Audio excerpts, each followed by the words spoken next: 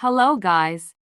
Let's learn English through a heart-touching, poor husband-wife story.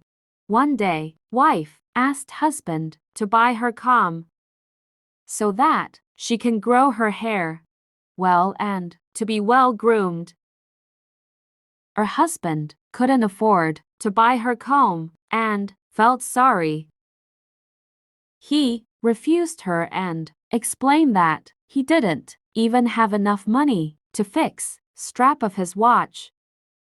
After knowing this, she didn't insist on her request.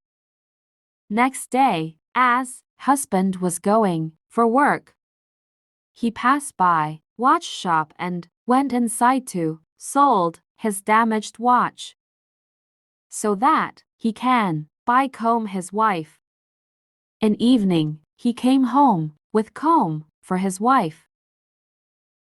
And he was very happy to give this to his wife so that she can take better care of her long hairs. But to his surprise, he saw that his wife's hair were cut short.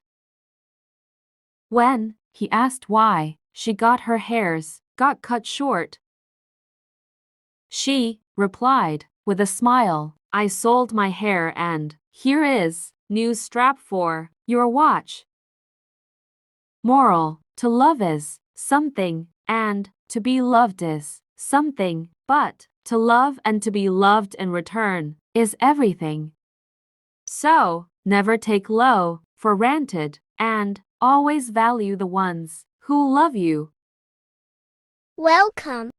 Whose child is this?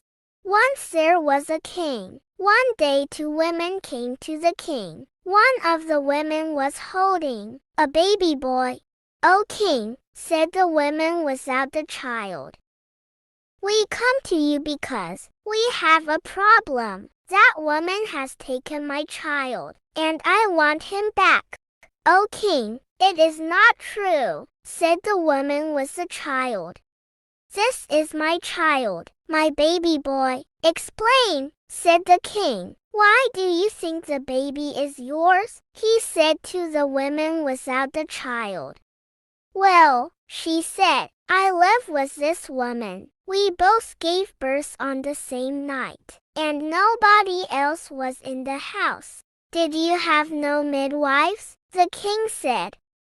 "We had no money for midwives," the women said, "and our husbands died. That is why we lived together. So, we gave birth but her child died, and my child lived. But I want to sleep." And when I woke up, she had taken my child and was breastfeeding it. When I told her to give my baby back, she said that it was her child, and that I was lying. "She is lying," said the other woman. "My son lived, but she killed hers. She turned in her bed and smothered him. And look, my son is breastfeeding now. If he wasn't my child, would he breastfeed?" And it was true. The baby boy was breastfeeding. Said the king. He looked at both women and at the baby, but he did not know whose child it was. Both of them could be lying. He could not believe that one of them had smothered her child. But he could also not believe that the other person had stolen a baby. "I have an idea," said the king's advisor. The advisor was a strange man, but he was very clever and always had good ideas. "Yes, because we do not know which woman is lying, and we do not know whose child is it. We should split the child in 2. We will give 1/2 to each woman. They both give birth, so they should both have a child." The woman with the baby said, "What a great idea! Giving birth is so hard. So, she should have half of the child as well." "You are a very clever man, Mr. Advisor.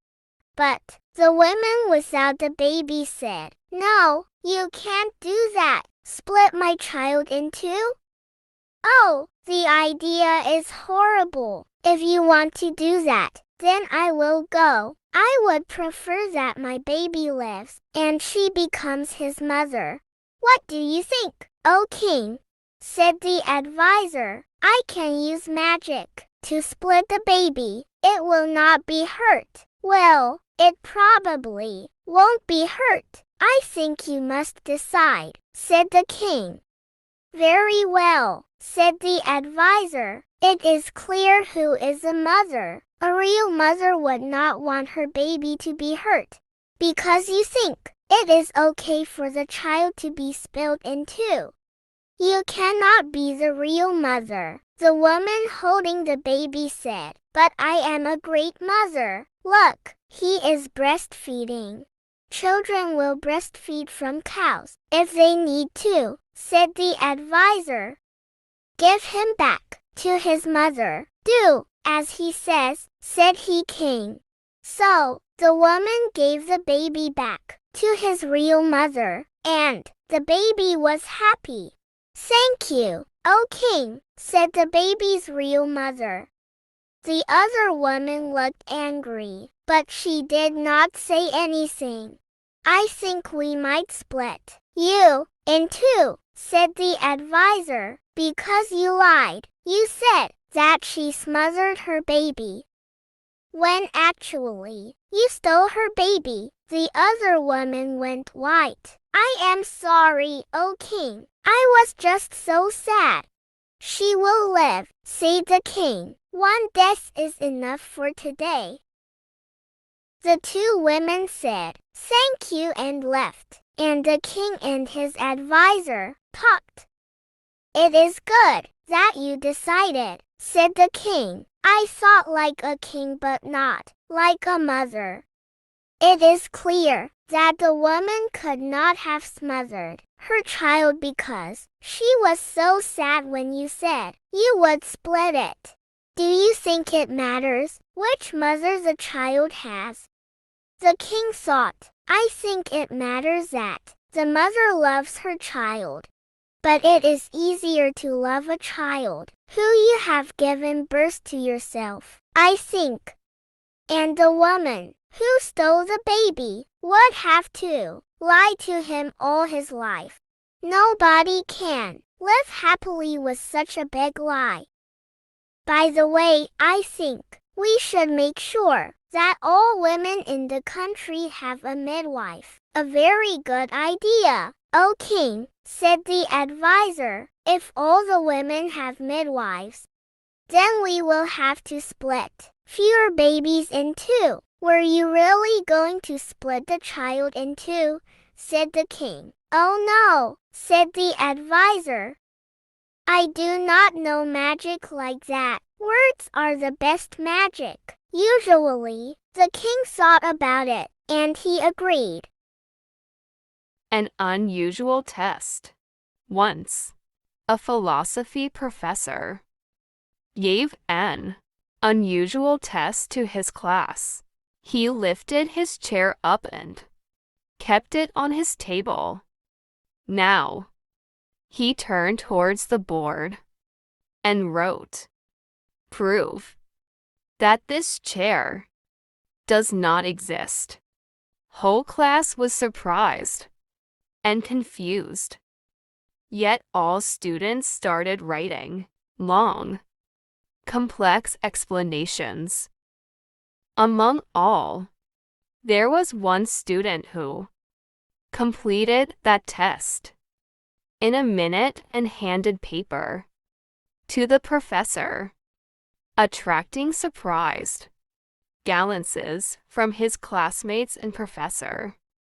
Some days later, class received their grades for the test. The student who took just a minute to complete the test was announced the best answer. His answer was, "What chair?" Moral: we tend to think a lot. Sometimes Answers are just simple. Best of luck. Bye bye.